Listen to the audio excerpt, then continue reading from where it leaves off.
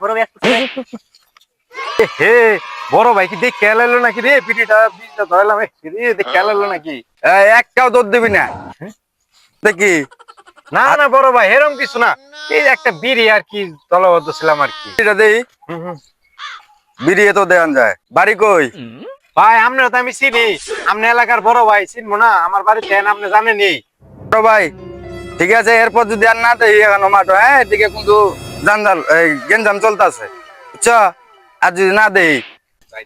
আরে রাসেল ভাই আপনি এই জায়গায় রাসেল ভাই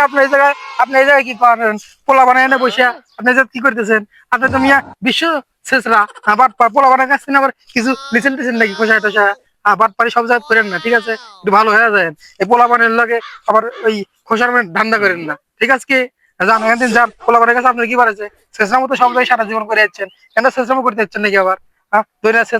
শেষরা সিটের বাদ পার হ্যাঁ আর এই ছোট ভাই ব্রাদার কিছু লিখে নাকি তোমারে হ্যাঁ এটা তো বাটপার বিশ্ব বাটপার